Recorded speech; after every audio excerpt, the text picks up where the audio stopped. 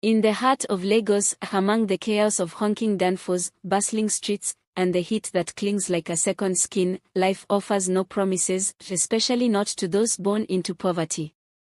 But sometimes, love blossoms where it is least expected.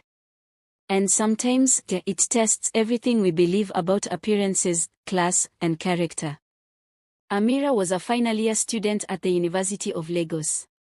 She had dreams stitched together from library books, long nights of study, and street food dinners. Her life was humble, her tuition paid through scholarships and part-time cleaning jobs. She never asked for much. All she truly wanted was a peaceful life, a stable career, and maybe, just maybe, someone to love her deeply, not for her beauty or her body, but for the mind she carried beneath her headscarf and the values engraved in her soul. She never expected love to come in the form of a man who wore tattered clothes and begged outside her campus gate. Amira first noticed the man during one of her early morning classes. He sat beneath the faded jacaranda tree just outside the school compound, cross-legged on a woven mat, with a worn-out cup placed before him. His beard was thick and his hair unkempt, but there was something strangely dignified in the way he carried himself, calm, observant, quiet. Most students mocked him. Some threw coins. Others just passed without a glance. But not Amira. She began offering him the little food she had. Sometimes half a puff. Other times, a banana or a wrapped biscuit. She didn't do it for praise, she did it because she understood what it meant to go to bed hungry. The man would nod in gratitude, speak little, but always smiled, a soft, intelligent smile that made her wonder who he had once been. Weeks passed. And slowly, conversations began. "What is your name?" she asked one rainy evening, holding out a nylon bag with bread and akara. "Call me Malik," he replied, in surprisingly fluent English. "And you, kind one?" "Amira." That was the start. They began talking regularly. Sometimes about books, he seemed to have read a lot. Other times about politics, philosophy, or even the stars. His insights stunned her. He had the mind of a professor hidden behind those rugged clothes and blank eyes. "Where did you study?" she asked one day, curiosity getting the better of her. "I never finished school," he said, evading the truth with a practiced ease. Life had other plans. Amira didn't push. What mattered to her wasn't the past, but the soul behind his voice. She had never met someone who listened so intently, spoke so softly, or respected her thoughts so deeply. Soon, her feelings began to change. She stopped seeing him as just a beggar. In his presence, she felt peace. In his words, she found wisdom. It was irrational, illogical even. Her friends mocked her. One of them, Joke, even warned her. "Be careful, Amira. You know what these Lagos men are like. Even beggars can be dangerous." But Amira couldn't stay away. She had fallen. One quiet evening, beneath the same jacaranda tree, she confessed it, not in dramatic words, but in a trembling voice laced with sincerity. "I know it's strange, maybe even foolish, but I care for you, Malik." Malik looked at her, his eyes unreadable. Then, with a long sigh, he said something that sent chills down her spine. "What if I told you I'm not who you think I am?" She laughed nervously. "You mean you're not poor?" He didn't answer. Instead, he rose, taller than she expected, and gently touched her hand. "You deserve better than a man with secrets." And with that, he disappeared into the night. Amira waited for him for days. Then weeks. No one had seen him. The mat beneath the jacaranda tree lay empty. Her heart ached in confusion and silence. Who was he? Why did he leave? And why did it feel like she had just lost something far greater than love? 3 months had passed. Amira had finished her final exams, but there was no celebration in her heart. Her results were good enough to secure her a job interview with a reputable media firm, but Malik's disappearance left a void that no academic success could fill. Each morning, she still walked by the jacaranda tree, hoping to see his tattered mat or hear his familiar voice, but it remained deserted. She started doubting herself. Was it real? Was he a ghost of her imagination? Had she been naive?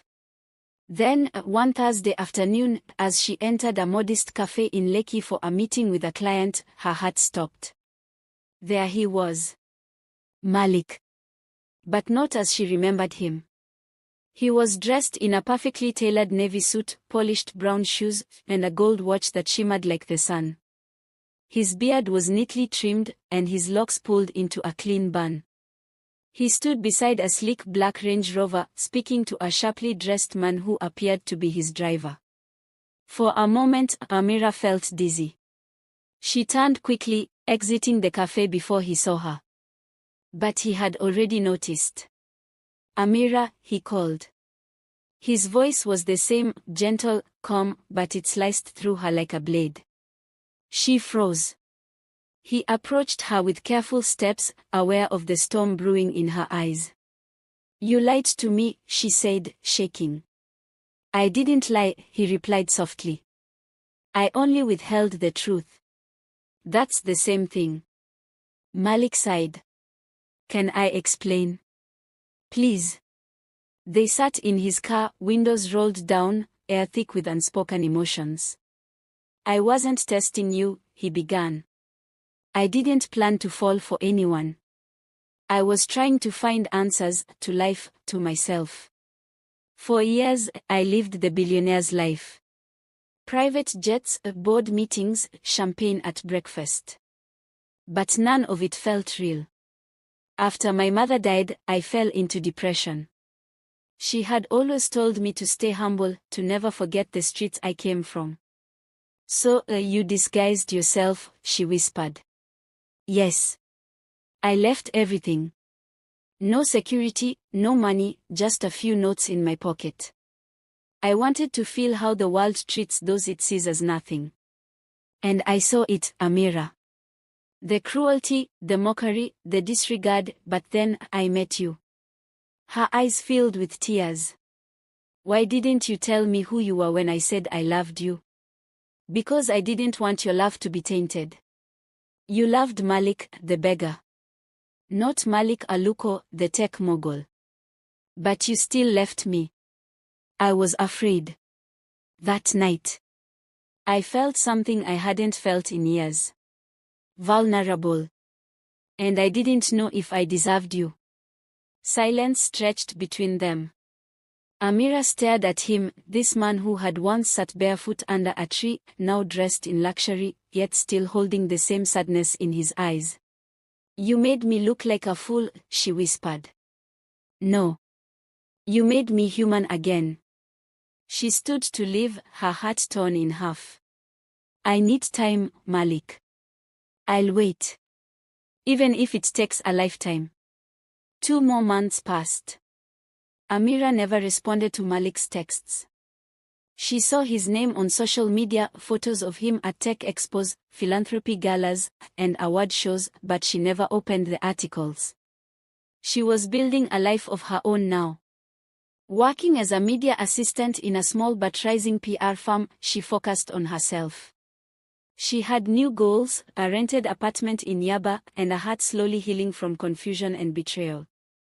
But every night, just before she drifted to sleep, she remembered Malik's voice. Not the billionaire's, but the barefoot man beneath the jacaranda tree. The one who listened to her worries when no one else did. The one who didn't flinch when she spoke of her poor childhood or her mother's unpaid hospital bills. Was he real? Was the beggar and the billionaire both equally him? Could she accept both parts of his truth? Then one day, she received a letter. A real one, delivered by a young boy to her office, sealed in a cream envelope.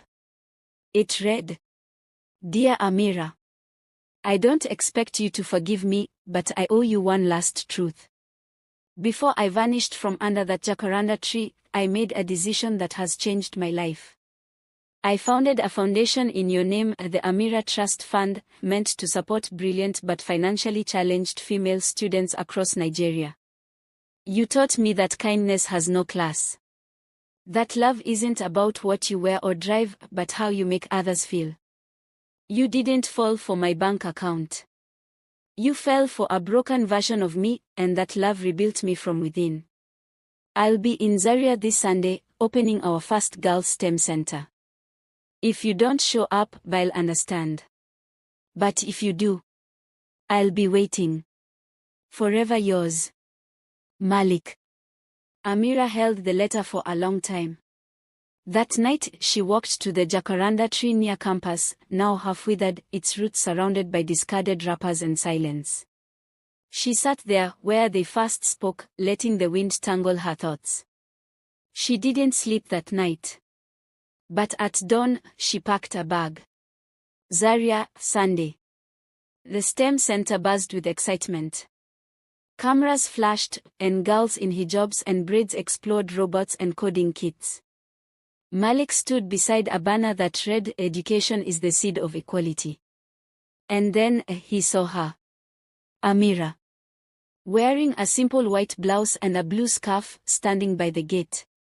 Their eyes locked. He didn't run to her.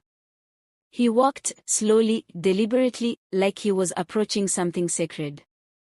And when he reached her, he didn't speak.